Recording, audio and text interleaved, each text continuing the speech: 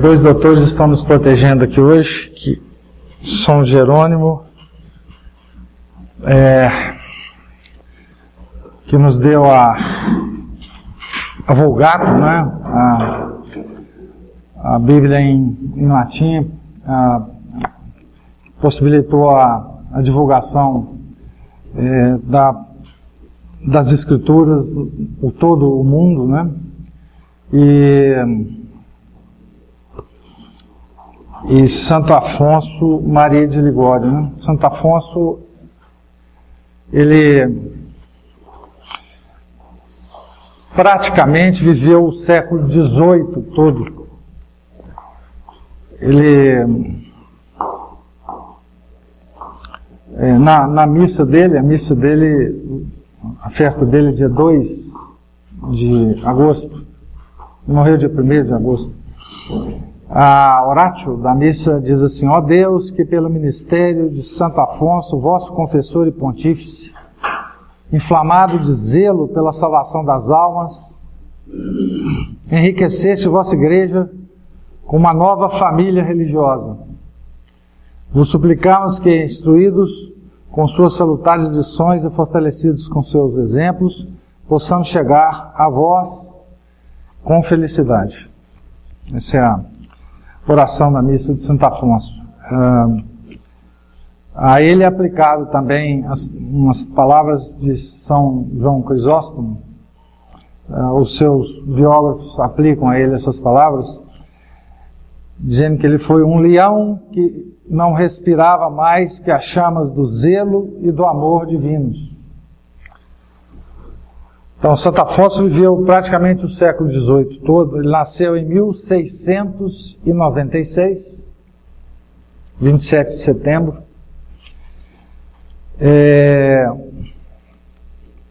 Foi batizado 2 dias depois, dia 29 de setembro, que é dia de Arcanjo São Miguel.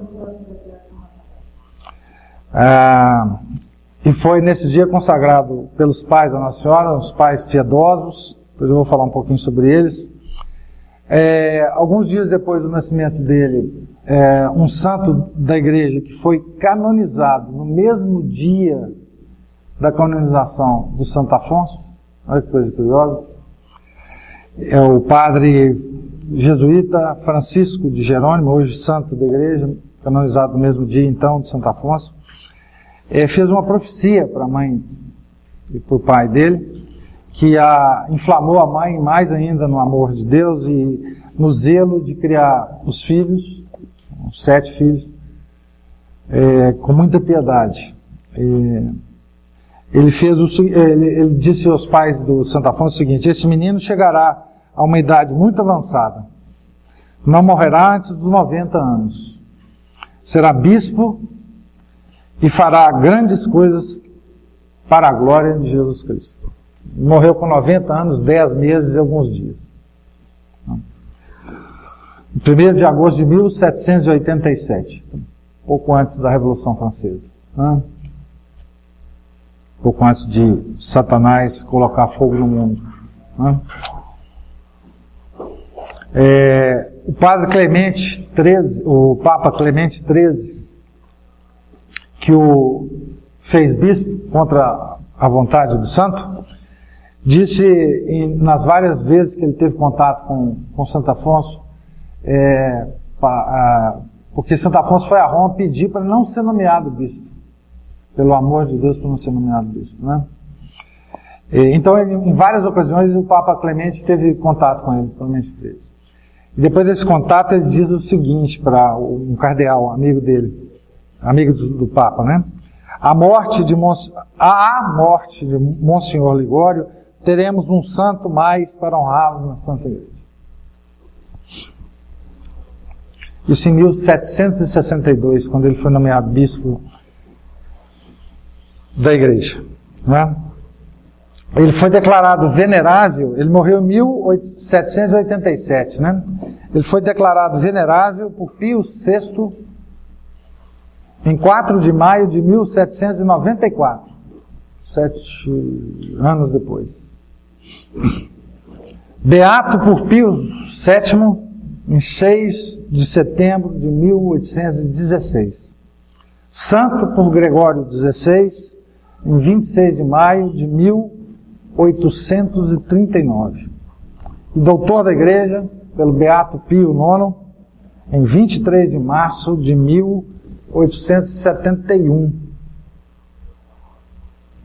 que foi o ano do Concílio Vaticano I, né? Acho que foi. Da instalação do Concílio Vaticano I. Santo Afonso foi um dileto filho de Nossa Senhora, devotíssimo de Nossa Senhora, e viveu mais ou menos contemporâneo de São Luís Maria Grignon de Montfort, né? Outro grande filho de Maria. São Luís viveu entre 1673, um pouco antes do nascimento de Santo Afonso, e morreu em 1719. Eles não fazem referência um a outro nas obras deles. Apesar de tanto um quanto o outro terem uma obra extensa, escreverem sobre muitas pessoas, mas entre eles parece não ter havido nenhum contato, né? O São Luís, parece que os monfortinos estão movendo várias ações junto a Roma para que ele seja declarado doutor da Igreja também, né? Então, muito provavelmente ele vai ser, nos próximos anos, declarado doutor da Igreja, né? Bem, Santo Afonso, ele nasceu, então, de uma família nobre, tá certo? E o pai dele era capitão das galeras reais de Carlos VI, se não me engano, Carlos V, rei de Nápoles. A mãe, uma piedosa senhora, José Ligório, o pai, Dona Ana Catarina Cavalieri. Dona Ana era de uma família muito piedosa, teve um irmão cardeal, que ajudou de alguma forma Santo Afonso na vida dele. Algumas vezes atrapalhou, mas enfim, santo é assim mesmo. Santo a gente não sabe como ajudar, então a gente às vezes atrapalha. Como ele está fazendo a vontade de Deus nunca é muito racional para a gente, razoável às vezes, né? A gente não percebe que ela seja razoável, então às vezes a gente fica na frente dos santos, né? Então a mãe é muito piedosa, criou os filhos muito piedosamente e consagrou especialmente, por causa da profecia do padre José Francisco Jerônimo, consagrou o Santo Afonso a Nossa Senhora, né? Então, o Santo Afonso desde muito cedo foi um menino também muito piedoso, muito dado a orações, né? Muito virtuoso, foi um menino que sempre o mundo sempre chamou pouca atenção do Santo Afonso. Isso é por graça, obviamente, de Deus, né? E ele sempre foi um menino muito recolhido, sempre muito ligado aos padres da congregação do Oratório de São Felipe Neri. Ele teve como confessor na infância e adolescência um padre da congregação do Oratório, e mesmo na adolescência e na fase adulta da vida dele, ele foi muito ligado à congregação do Oratório. E por uma exigência do pai, ele não entrou na congregação do Oratório, e na verdade a exigência do pai já era a mão de Deus agindo sobre Santo Afonso, porque ele iria fundar uma congregação. Não era para ele entrar mesmo na congregação do Oratório, não. Apesar da congregação do Oratório ter dado muitos e muitos e muitos santos, né, para a igreja. O padre, por exemplo, que não é santo, mas é um padre piedosíssimo, que é o padre William Faber, inglês, que foi convertido pelo cardeal Newman, era do Oratório também, do cardeal Newman também, né? Bem, ele era um menino, além de muito piedoso e de muita oração, era um gênio de inteligência e aos 16 anos, por uma permissão especial das autoridades, ele se tornou doutor em direito canônico e civil aos 16 anos.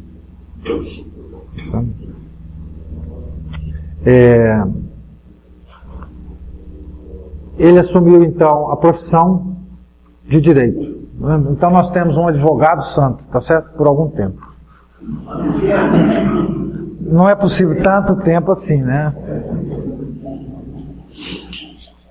Mas ele foi a sua carreira como advogado foi assim uma coisa extraordinária em Nápoles, né?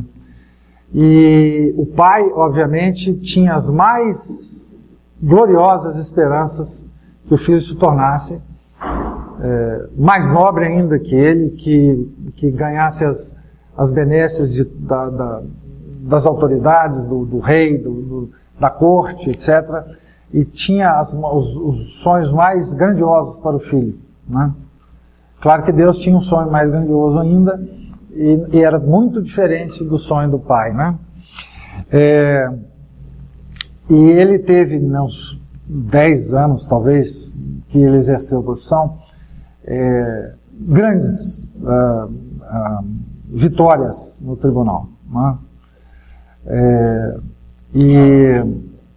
Mas ele, por isso mesmo, começou a frequentar a corte, festas, e o pai começou a escolher a esposa para ele, né? Com quem ele casar, filha de quem, etc, etc. E ele foi percebendo que as coisas não estavam indo do jeito que ele estava querendo. Manteve-se piedoso, manteve-se em oração, fazia um retiro anual, inclusive com o pai, retiros normalmente de Santo Inácio. E num desses retiros, já pouco antes dele largar a profissão, ele teve uma certeza de que ele devia largar a profissão e se dedicar somente a Deus, né? Ele guardou isso consigo mesmo e Deus providenciou um momento para que ele mais se decidisse mais rapidamente a respeito disso, que foi, ele pegou uma causa extraordinária em termos financeiros, né? E que essa causa mobilizou o reino de Nápoles, né? Era uma causa que envolvia 600 mil ducados na época. Era dinheiro muito grande, né? E ele, como era digamos, o tribuno, o advogado mais importante, ele então pegou essa causa, fez uma defesa brilhante no tribunal, e tudo parecia que ele ia ganhar essa causa, só que ele cometeu uma desatenção no exame da documentação, e o outro advogado do outro lado, chamou atenção para ele dessa desatenção, e ele então ficou devastado. Ele viu que tinha errado, e viu que esse erro era fundamental para a causa do outro. E ele perdeu a causa, né? Ele perdeu a causa e aí, já decidido a largar o mundo, interpretou isso como um sinal de Deus, que ele devia de fato fazer isso. Ficou 3 dias fechado no quarto e muito desalentado, e de fato decidiu, a partir daí, largar a profissão. Isso foi uma bomba que caiu na casa dele. O pai dele quase que enlouqueceu, resistiu de todos os jeitos. Ele disse que tinha a frase que ele falou no tribunal, falar: ó mundo, agora te conheço, há tribunais, não voltareis a ver-me. E ele então, daí para frente, ele passou a mover o mundo, né, em torno dele, para que ele então fosse consagrado permanentemente a Deus. Então ele A partir daí ele largou os tribunais, passou a uma vida de oração e de visita aos hospitais da cidade, muito caridoso, passava o dia todo visitando as igrejas dos hospitais, né? Já nessa época ele tinha uma devoção enorme ao Santíssimo Sacramento e a Nossa Senhora, né? E foi aos pés de Nossa Senhora, Nossa Senhora das Mercês, que ele colocou no altar de Nossa Senhora a espada dele, né? Os nobres andavam com as espadas, e a espada era símbolo do poder temporal, né? Do mundo, etc. E ele então fez isso no dia 28 de agosto de 1723, ele já estava com 27 anos de idade. E aí ele enfrentou as mais fortes resistências do pai. O pai estava desconsolado, né? O pai moveu mundos e fundos, moveu padres, moveu cardeais, moveu bispos, o tio dele, que já era cardeal, para desanimá-lo, e os padres, na verdade, mais animavam o Santo Afonso do que desanimavam, né? Os padres do oratório o acolheram e o animaram a entrar na vida eclesiástica, certo? Mas foi duríssima a luta que Santo Afonso teve com o pai dele. O pai dele fazia de tudo, chantagem emocional, tudo, certo? E o Monsenhor Cavalieri, tio dele, irmão da mãe, foi o mediador, então, entre o pai e o filho, né? E finalmente Dom José consentiu que o filho se tornasse padre, né? Recebesse as sagradas ordens, mas ele fez uma condição apenas para o Santo Afonso, é que ele não entrasse na ordem na congregação do oratório. Curiosamente, isso é coisa de Deus mesmo, né? Ele aceitou, muito obediente ao pai, e também que não mudasse de casa, que também ele aceitou por um tempo, né? E ele então foi subdiácono. Antes disso ele desempenhou papéis subalternos nas igrejas, se preparando para ser padre, em função de sacristão, turibulário, né, do turíbulo, etc. Mas ele estava ótimo na condição dele, né? Começou a ensinar a doutrina cristã para as crianças, fazendo então pregações para as crianças, e depois, em 22 de setembro de 1725, ele se tornou subdiácono, e mais tarde, em 2 de dezembro de 1726, foi ordenado presbítero. Bom, como presbítero, ele começou uma coisa que nunca mais ele parou, graças a Deus, que foi as suas fabulosas pregações. O Santo Afonso foi fundamentalmente um pregador, certo? Ele então, como diácono ainda, ele começou a pregar, e as pregações dele eram extraordinárias. Todo mundo queria ouvir o Santo Afonso pregar, mesmo antes de ser padre.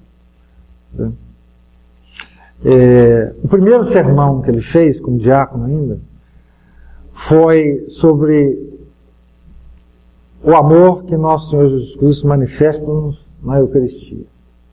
Esse foi um tema que perpassou toda a obra de Santo Afonso escrita, certo? E é claro que a gente pode, sabendo desse fato, que o primeiro sermão foi sobre isso, talvez ouvi-lo ainda dizer algumas coisas num livrinho que ele escreveu, um dos livrinhos, numa das pérolas que ele nos deixou, sobre as visitas a Jesus sacramentado da Nossa Senhora, na oração preparatória. Se a gente ler essa oração preparatória, talvez a gente ouça o sermão. Né? É linda essa oração. Tá? E esse livrinho é um livrinho que todos nós devemos ter. Né? Visitas a Jesus Sacramentado e a Nossa Senhora. Tem uma oração para cada dia do mês, tanto para Nossa Senhora como para Nossa Senhora. É maravilhoso. Ele custa caro, ele deve custar uns R$8. Editora Santuário. Tem por aí. Tem por aí. Todo quanto é lugar. É uma pérola esse livro. Todos os livros dele são, tá? Eu vou mostrar 4 aqui, cada um melhor do que o outro. Mas, enfim, ele era um pregador e um homem de oração. Então ele nos deixou orações absolutamente extraordinárias nos livros dele. A Nossa Senhora, a Nossa Senhora. Certo? Bem, então ele foi ordenado praticamente com 30 anos e 2 meses de idade, e passou a pregar. As pregações dele eram, como disse, extraordinárias. E, portanto, todo mundo queria ouvir o Santo Afonso, o Padre Afonso de Ligório. Os bispos queriam que ele fizesse pregações nas dioceses dele. Certo? O povo queria ouvi-lo, né? E ele, então, pregava em praça pública, nas igrejas, né? E daí surgiu uma obra muito interessante, que foram das capelas vespertinas. Eram tantas as pessoas que queriam vê-lo e ouvi-lo, que ele então passou a pregar, fazer uma pregação geral, pública, de muita gente, em praças, etc., à tarde. Depois teve alguns problemas com essas pregações públicas, passaram a ser feitas em capelas, que os padres colocavam à disposição, os bispos, etc., para ele pregar. E essa obra, muita gente auxiliar dele também pregou os primeiros padres, depois da congregação do Santíssimo Redentor, pregavam nessas capelas vespertinas, tá certo? Essas pregações operavam várias conversões, né? E ele, normalmente os bispos o convidavam para locais em que as cidades eram conhecidamente devassas, tinham uma população de ateus, incrédulos, etc. E ele ia, obviamente, para todos os lugares. E o Santo Afonso, ele num determinado momento da vida, ele passou a sonhar, vendo o poder que Deus estava dando a ele, ele passou a sonhar em fazer uma obra de pregação no campo, para os pobres, para aquelas pessoas que não tinham nenhum acesso às pregações que ele estava fazendo nas cidades. Certo? Passou a sonhar com isso. E passou a acalentar esse sonho até que num determinado momento ele foi pregar em Escala, numa cidade. E ele teve contato, uma irmã de caridade, uma irmã, a Sora Maria Celeste, que era beneditina, se não me engano, pediu para confessar-se com ele. Ele dava confissão, as confissões dele eram muito populares e muito queridas, né? E essa irmã, então, ele foi confessar a irmã. E ela disse a ele que tinha tido uma revelação de Deus para ele. Precisava falar com ele. E disse a ele o seguinte, que Deus queria que ele fundasse uma congregação religiosa de pregadores. Exatamente o que ele estava sonhando há algum tempo, né? Bem, a irmã é muito piedosa, e a irmã foi muito segura com ele, né? E ele então passou, primeiro, como a igreja sempre faz, né, com relação às revelações de Deus, a primeira saudável reação a qualquer pessoa que diz ter uma revelação de Deus é duvidar. Claro. Deus não faz revelação assim, não. Tá certo? Hoje a Nossa Senhora aparece todos os dias para todo mundo e manda mensagem. Eu recebo por e-mail uma mensagem diária de Nossa Senhora de um maluco qualquer que manda esse nosso. Não sei se vocês recebem, mas eu recebo. Tá certo? Então, a primeira coisa que a gente faz é a seguinte: não, isso está errado, né? Então, o Santo Afonso, apesar do desejo dele, apesar dessa revelação ter sido feita por uma irmã santa, apesar das palavras que ela tem usado, enfim, apesar de tudo isso, ele passou a consultar várias pessoas, várias autoridades eclesiais, antes de tomar a decisão. Qualquer decisão, né? E bispos, cardeais, o confessor dele, todo mundo.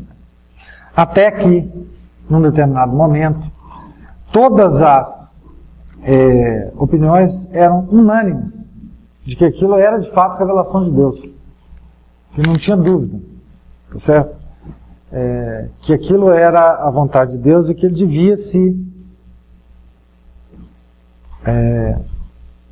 esforçar para fazer essa congregação. Então ele reuniu em torno de si 12 leigos e padres, né? E começou a sua obra, certo? Essa obra só foi oficializada na igreja, acho que 20 e poucos anos depois de começado.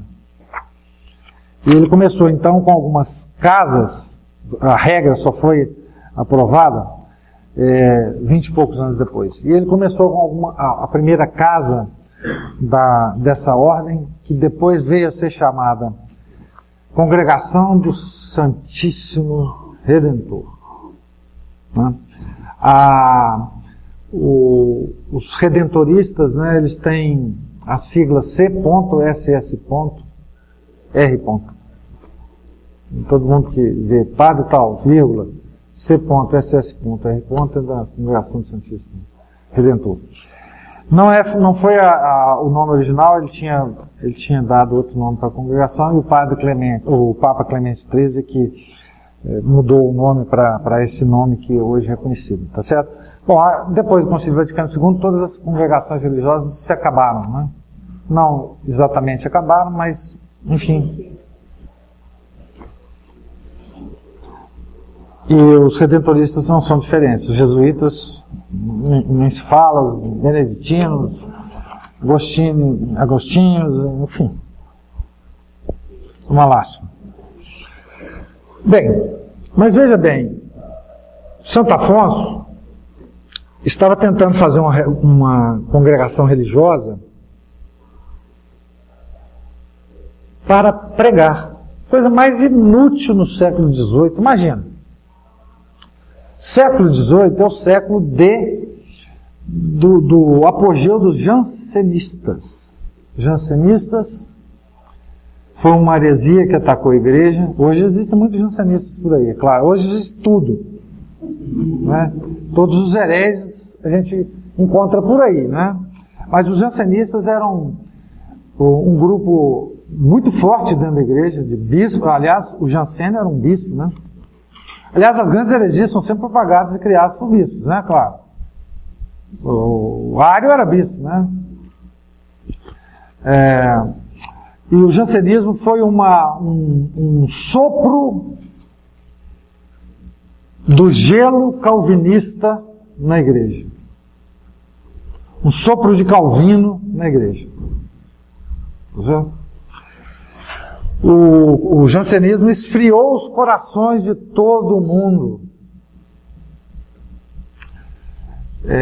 Foi uma espécie de puritanismo católico. Afastou todo mundo da Santíssima Eucaristia, porque encheu todo mundo de escrúpulos. Não podemos aproximar talvez a gente possa aproximar umas 2 vezes na vida da Eucaristia, porque nós não temos méritos para aproximar da Eucaristia.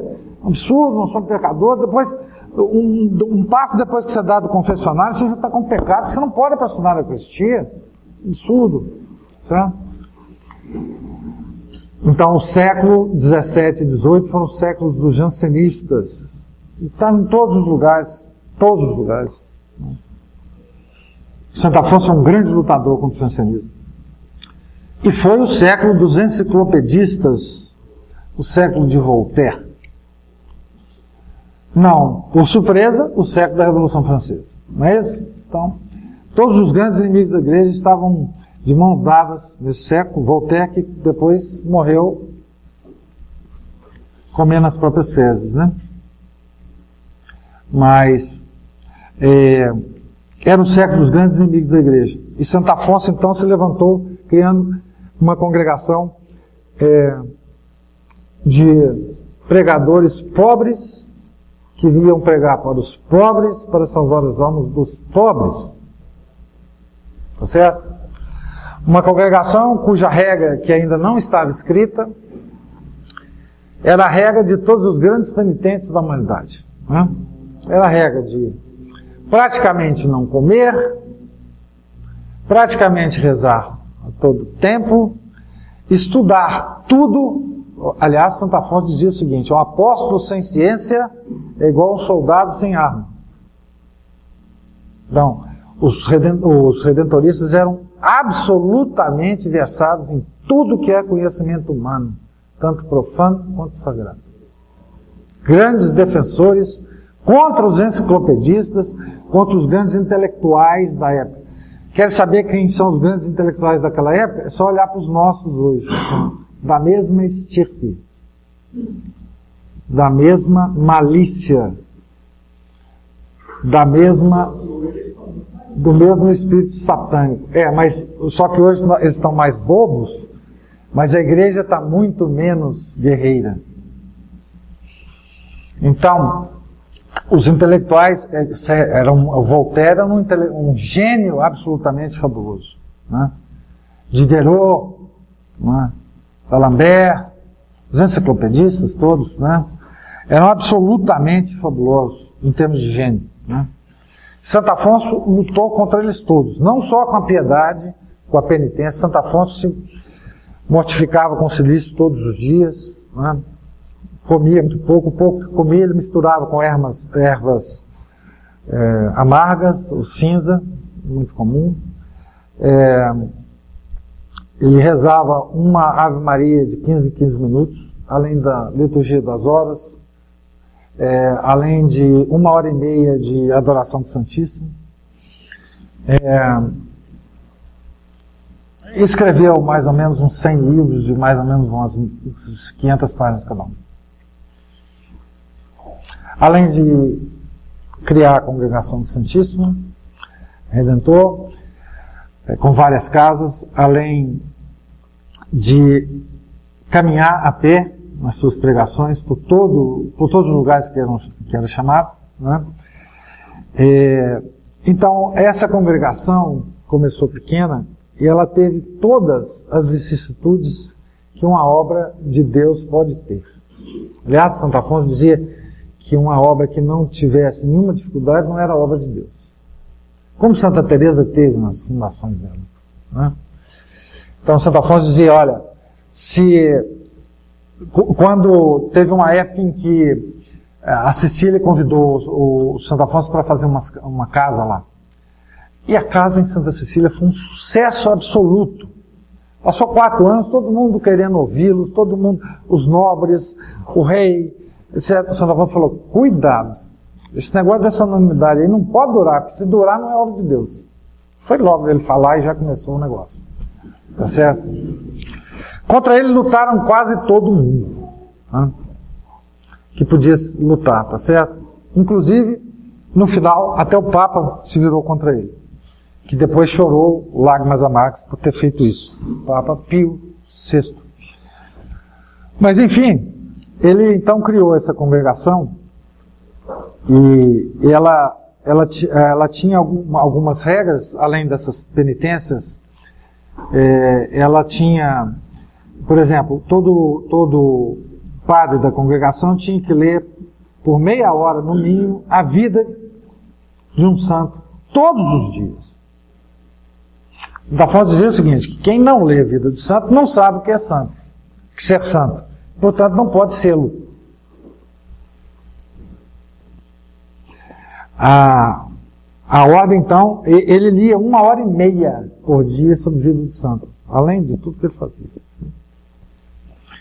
Mas, quando a ordem foi instituída com uma das regras que era o seguinte: ninguém da ordem do Santíssimo Redentor podia exercer nenhum cargo a não ser dentro da ordem.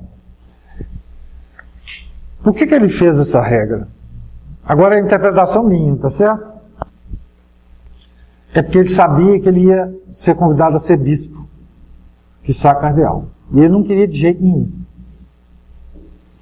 Então ele pôs essa regra.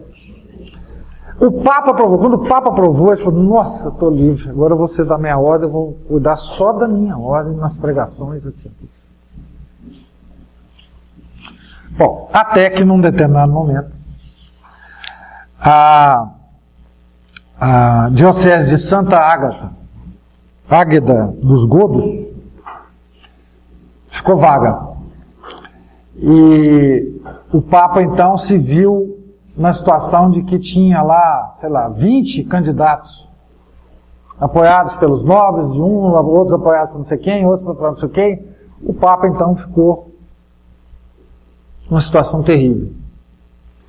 E alguém então sugeriu para ele: olha, tem um nome aqui que ninguém vai falar nada sobre ele.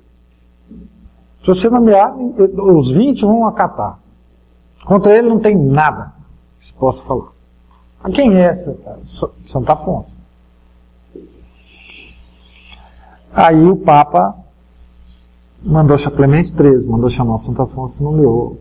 Aí o Santo Afonso enlouqueceu. Ele ficou 3 dias catatônico. Perdeu a voz. Certo? Depois que ele se recuperou, escreveu para o Papa: olha, pelo amor de Deus, você não faça isso, que é isso, que loucura é essa, eu não posso, tem uma regra na minha conversa, eu não posso assumir nada. Então, estou tranquilo, se eu arrumar outro que eu não posso. Se aprovou a regra, eu não posso. Então, aí o Papa escreveu para ele uma carta muito longa, dizendo: olha, eu estou numa situação muito difícil. Se não for você, eu corro o risco de nomear alguém para essa diocese e causar um problema para a igreja. Certo? Então tem que ser você. E mandou o cardeal levar, entendeu? O cardeal levar aonde, gente? Numa casinha pequenininha, onde ele morava, num quartinho pequenininho. Ele só dormia em cama de palha, né? No chão, assim, tá certo? Então São Afonso se viu naquela situação de que ele não podia negar, tá certo? Então foi ele para Santa Ágata dos Godos.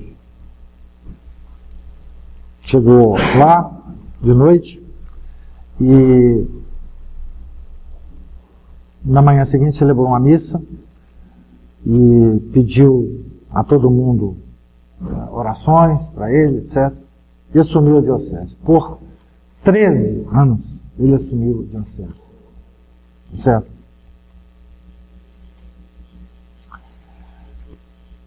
Foi tão impressionante o reinado dele como bispo da igreja, que basta contar talvez apenas um fato. Teve uma grande fome. Aliás, quando essa fome estava por vir, ele previu, o Santo Afonso fez várias profecias ao longo da vida, todas confirmadas enquanto ele era vivo. E ele dizia: olha, a devassidão de vocês vai trazer um grande castigo, vai vir uma fome aí. uma fome. 2, 3 anos antes ele falava. E aí veio. E eles ficaram danados com ele. Tá certo? Com ele, Santa Afonso. Esse cara só fala em fome. Aí, tá vendo? Veio. Tá certo? Veio. Fica danado com ele. Depois, e ele é o seguinte, ele vendeu tudo do Palácio Episcopal para salvar as pessoas. Tudo. Até o anel do bispo, que ele ganhou, o anel. Ele queria vender, inclusive, os turíbulos, os cálices de ouro que ele tinha, que ele celebrava a missa, etc. Aí não deixava. Ele vendeu tudo que ele tinha. A cama, tudo, veste, tudo, cama, tudo. Fez do Palácio Episcopal um hospital para cuidar dos pobres. Certo? 6, 7 meses durou essa coisa. E ele era estimado pelos fiéis de uma maneira assim extraordinária. Certo? E ele, nessa época, teve várias vicissitudes com a congregação dele. E ele, ao ser nomeado bispo, porque quando ele foi nomeado bispo, o pessoal da congregação teve o maior medo dele sair da congregação, deixar de ser superior da congregação. Então, logo depois que ele foi nomeado bispo, foi uma comissão da congregação em Roma dizer: não tira o Santo Afonso como superior da congregação. Então ele teve que aceitar ser superior da congregação dele e ser bispo. Então ele nomeou, digamos assim, um supervisor geral da congregação, mas ele era o superior da congregação. Então ele teve várias vicissitudes com a congregação. A congregação, ela suscitou todos os inimigos do século possível, né? O reino de Nápoles, onde ela foi fundada, tinha um ministro que era extremamente simpático aos enciclopedistas, a Voltaire, etc. Então vocês imaginam como é que era o relacionamento desse rapaz com o Santo Afonso, né? A todo momento a congregação era caluniada. Então eles diziam assim: essa congregação está muito rica. Tá? E toda vez que aparecia digamos assim, uma onda de ataques à congregação, o rei, por razões talvez políticas, aceitava essas denúncias e mandava averiguar. A hora que mandava averiguar, dizia: pô, mas essa congregação não tem riqueza nenhuma. Eles não têm roupa para vestir, não tem nada, enfim. E a congregação, ela vivia do apoio dos bispos, porque ela era, pela regra dela, proibida de mendigar. Ela não era uma ordem mendicante. Tá? Ela era proibida de mendigar. Então, se não viesse algum dinheiro, morria a congregação. Tá? Muitas vezes, houve a tentativa de asfixiar a congregação por falta de recursos mesmo, né? Os nobres, etc. E ele colecionou vários inimigos, a congregação colecionou vários inimigos, que ele dizia o seguinte: tá bom assim, significa que isso é obra de Deus, não é obra de Afonso, não é obra de ninguém. Se ela está suscitando grandes inimigos, é porque isso é obra de Deus, então Deus não vai deixar ela, tá certo? Então todo mundo ia reclamar: meu Deus, Nossa Senhora vai acabar. Não, acabar não vai, porque com os inimigos que nós temos, só pode ser obra de Deus, então não vai acabar. Tá certo? Então Santo Afonso sempre foi assim, né? Pois bem, ele teve ao longo do bispado dele várias doenças físicas, né? Que culminou numa paralisia e numa degeneração óssea que o fez, o pescoço dele ficou encurvado assim, né? com o queixo para cá assim. Tem muitas das fotografias dele assim, né? Ele encurvado assim, né? Ele ficou muito, de fato, muito deformado nesse aspecto, e a força era tão grande do queixo aqui sobre o peito que a barba dele fazia uma ferida. Essa ferida muitas vezes abria, causava muito incômodo, muita dor nele, né? E ele ficou paralítico. por os últimos 20 anos, talvez, da vida dele, ele ficou todo torto, né, e paralítico. Né? Algumas vezes, por milagre, ele subia correndo uma escada, etc. Às vezes na missa ele saía andando, ia lá no Santíssimo, no sacramento, né? Mas ele era paralítico, tá? Exceto por esses momentos assim desses detalhes. Santo Afonso foi elevado do púlpito várias vezes, por obra de Nossa Senhora. Sobretudo quando ele fazia, todo sábado ele fazia, mesmo paralítico, mesmo assim, né? Ele ia para a igreja e fazia um sermão a respeito de Nossa Senhora. E várias vezes Nossa Senhora levou ele do púlpito, à vista de todo mundo, né? E para deixar bem claro que era Nossa Senhora que estava fazendo isso, saía da imagem de Nossa Senhora uma luz que o iluminava. Para ninguém ter muita dúvida sobre isso, né? Quem era a responsável, né?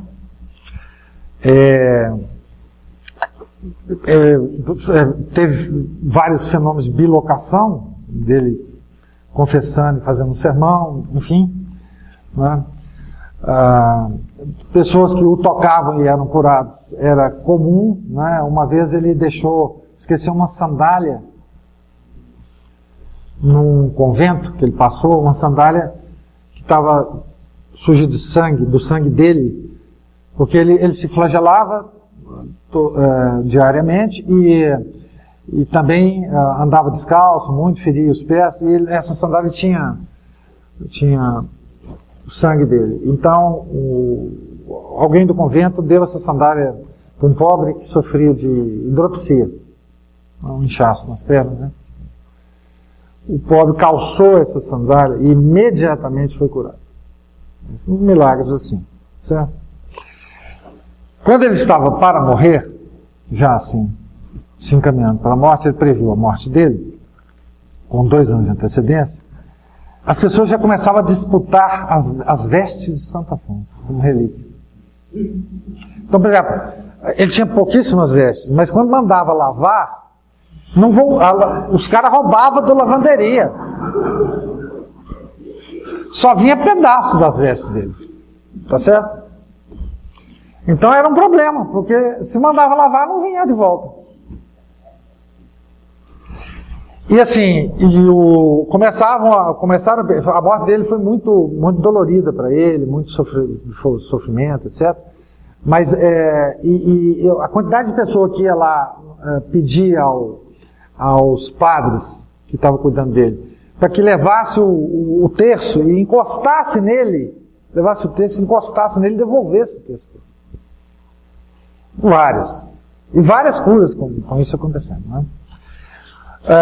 Os inimigos de Santo Afonso conseguiram fazer com ele, com a ajuda dos próprios padres da congregação, uma coisa fabulosa. Ele morreu fora da congregação do Santíssimo, defenestrado da congregação pelo Papa. Certo? Pelo Papa. Por um ardil político. Ele morreu fora da congregação do Santíssimo Redentor, né? Traído por um discípulo, crucificado pelas dores e da doença, né? Ele certamente ficou muito feliz em morrer como Nosso Senhor, né? Morreu serenamente. Todo mundo que estava presente na hora da morte teve a certeza de que ele morreu nos braços de Nossa Senhora, certo? E ele tem uma oração muito bonita que, se eu achar aqui, eu vou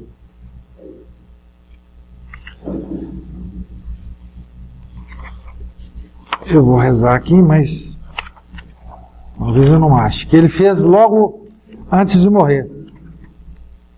Ó Consoladora dos aflitos, na hora da morte não me abandoneis. Fazei com que vos invoque, então, com mais frequência, de maneira que expire, tendo nos lábios, vosso dulcíssimo nome e de vosso divino Filho. Mas isso não é o bastante, celestial rainha, perdoai meu atrevimento. Antes de entregar-me a Deus, que há de julgar-me, e ao meu espírito, vinde vós mesma consolar-me, com vossa presença. Esta graça a concedeste a muitos de vossos fiéis servidores. Também eu a desejo e a espero. Sou um pecador e não a mereço, mas sou devoto vosso, amo-vos e tenho uma grande confiança em vós. Ó Maria, não me recuseis esse consolo. Espero-vos. E ela veio.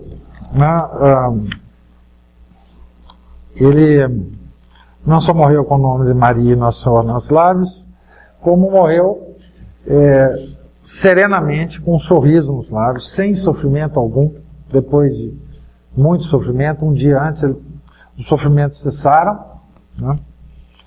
E ele então morreu a 1º de agosto de 1787. Né? Bem, claro, depois da morte a tumba dele virou lugar de peregrinação, e aí os milagres se sucediam. Né?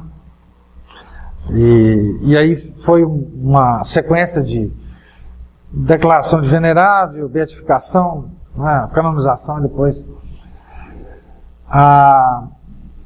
Santo Afonso tem uma grande importância para nós hoje. Nós vivemos uma crise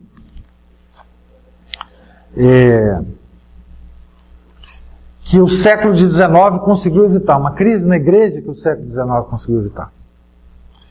E a primeira grande reação contra essa crise, que desembocou no Concílio Vaticano II, foi o Sílabus de Pio IX, um documento que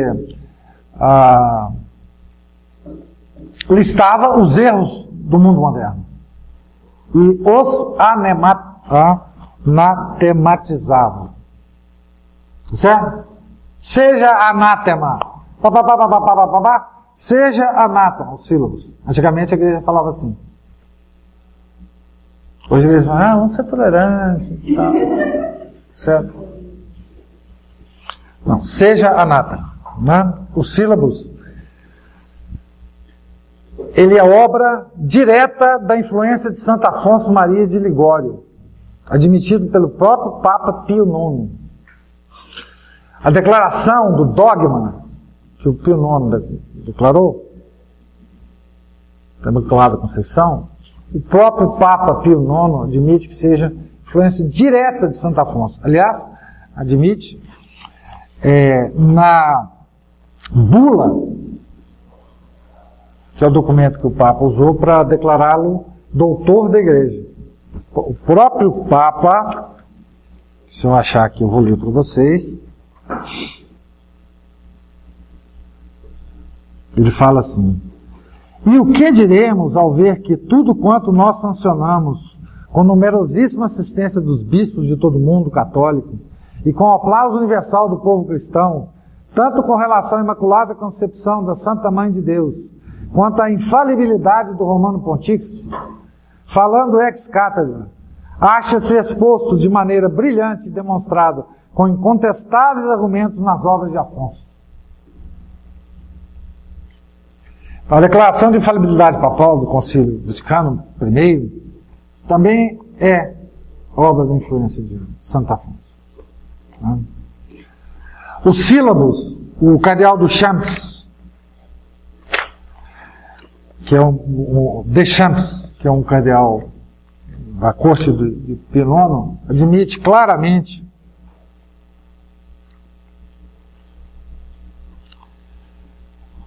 então, o cardeal Deschamps afirma que o santo doutor havia estigmatizado e refutado os principais erros, que depois foram condenados nos sílabos. Então, o Santo Afonso, ele tem uma obra intelectual monumental. Ele é comparado em teologia moral com São Tomás de Aquino, que ele cita enormemente. Né? Ele tem, então, obras... Aqui tem um livro que cita as obras dele, vou só rapidamente citá-las. Em teologia, em trabalhos, obras dogmáticas, tem 15 obras Em obras de cunho moral, tem 31 livros, tá? Em trabalhos de teologia ascética e espiritual, tem... Passando página aqui, tá, gente? 64. Tá certo? Em português, tem obras fabulosas dele. Tá certo? Esses 4 livrinhos aqui é para se ter e ler e reler para sempre na vida da gente. Se há um santo que fala para nós hoje, com a nossa linguagem, é Santo Afonso Maria de Ligório. Então, começar da onde? Bom, Glórias de Maria. Glórias de Maria é um dos trabalhos mais fabulosos em Mariologia que existe. Né? Esse livro, com o livro de São Luís de Montfort, né? Verdadeiro tratado, né? E com o livro do padre William Faber, chamado Aos Pés da Cruz, The Foot of the Cross. Não está traduzido, infelizmente, um dia, quem sabe eu traduzo. São os 3 maiores tratados de Mariologia que já se escreveu, junto com as obras de São Bernardo, que é mais antigo. Não tem mais nada para se escrever de Maria, sobre Maria. Tudo que se quer escrever de Maria agora, precisa ter relação com esses livros aqui. Senão, não vale nada. Pode jogar fora. Esse livro, são vários livros ao mesmo tempo. Tá? Esse livro é um comentário da... Bom, ele foi escrito como comentário a Salheim. Tá certo? Mas ele é também um livro, um conjunto de orações fabulosas a Nossa Senhora. Se você tirar as orações aqui desse livro que ele fez a Nossa Senhora, já dá um livro. Só ele. Tá? É também um tratado sobre as dores de Maria. O comentário que ele faz sobre as 7 dores de Maria é algo absolutamente extraordinário. E sobre as festas de Maria. Um dia, ele já muito velhinho, tá?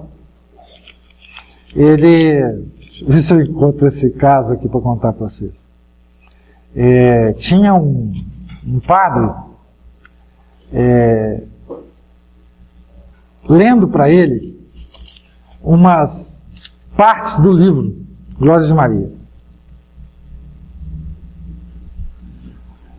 E aí ele ficou embevecido com o livro.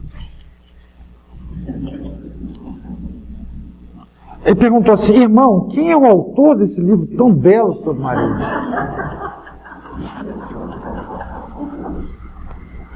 Aí o irmão que estava lendo para ele, ele leu assim: As Glórias de Maria, pelo ilustríssimo Dom Afonso de Ligório. Aí ele parou um pouco, ficou desconcertado, né? Aí ele disse: meu Deus, eu vos agradeço terdes me inspirado essa obra em honra de vossa Mãe Santíssima.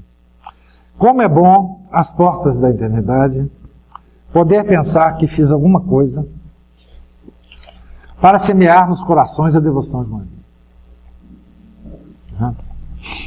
Esse livro aqui, tem que ler.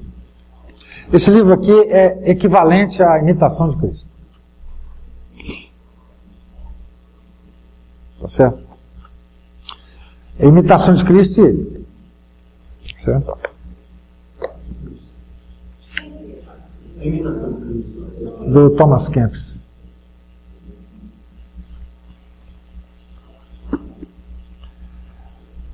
Depois tem um livro chamado A Prática do Amor a Jesus Cristo. Gente, se vocês acham que sabem o que é amar Nosso Senhor, depois que vocês lerem esse livro, vocês vão ver que vocês não sabiam. Não sabiam. Não sabiam. Tá certo?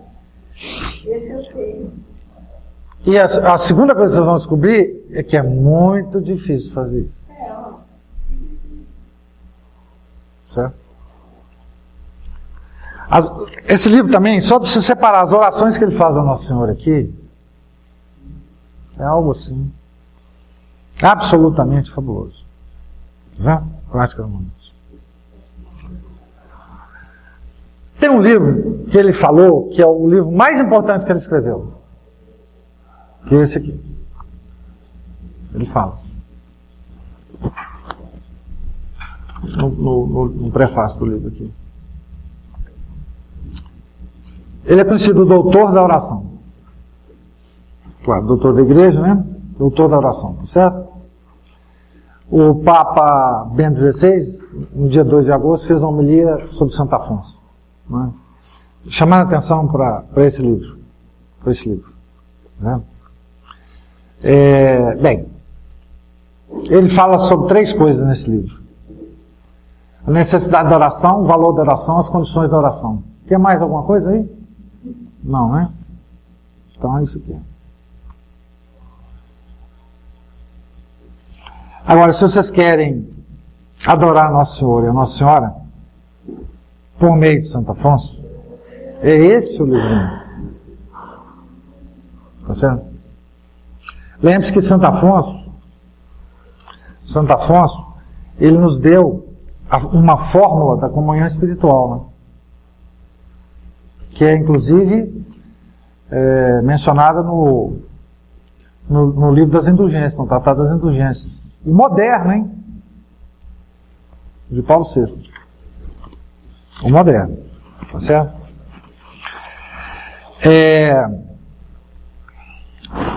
Veja que a bula, veja a importância desse santo. A bula de Pio IX, quero ler isso aqui porque isso é importantíssimo.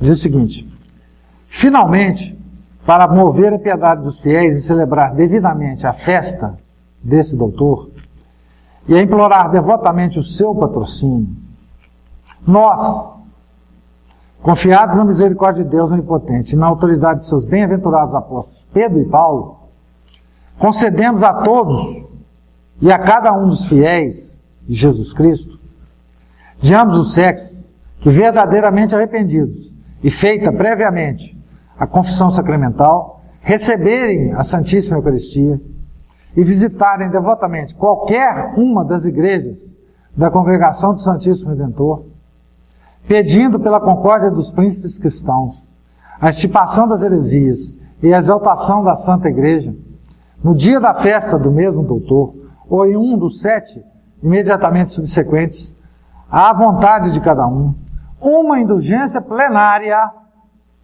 e remissão de todos os seus pecados. Aplicável também, por via de sufrágio, às almas dos fiéis que saíram deste mundo unidas a Deus em caridade. É raro ver isso, né? 100 e poucos anos depois que ele morreu. Certo? Então, esse santo não viveu tanto tempo e lutou contra as heresias que nós vemos hoje em dia. Portanto, vamos agarrar-nos e pedir-nos o patrocínio dele para nós lutarmos contra as heresias modernas, e não só isso, para nós não cairmos nela. Lutar contra elas é muito mais difícil. Precisa de um Santo Afonso, etc. Né? Mas pelo menos para nós não cair nela. Certo? Existe um livrinho sobre a vida de Santo Afonso. Fabuloso. Que é esse aqui que está comigo. Editado pela editora Pinos, tá certo? Em português, bonitinho, bem escrito. Se vocês quiserem comprar, existe um completo que está em inglês, escrito por 2 padres da Congregação do Santíssimo Redentor, antes do Concílio Vaticano II, devo informar vocês, na década de 30, me parece, que está publicado pela Tam Books. Tá certo? Esse livro é muito completo sobre Santo Afonso. Tá? A obra mais completa sobre Santo Afonso foi que o padre Tanóia, da congregação, que assistiu à morte dele, escreveu sobre ele e sobre a história da congregação dos Santíssimos Redentores em 5 volumes. Mas isso é difícil de achar, está em latim, etc. Pessoal, o Santo Afonso que tem um livro sobre Preparação para a morte? Tem, olha, ele tem vários livros sobre o Oz, né? Ele tem um livro sobre preparação para a morte, que é um livro assim de umas 600, 700 páginas, né? E te ensina a preparar para a morte. Quer dizer, na verdade, é isso mesmo, né? Nós estamos todos nos preparando para ela, sem saber quando que ela vem, tá certo? Então, gente, era isso. Muito obrigado pela assistência. Vamos rezar para Santo Afonso. Diga, Patrícia.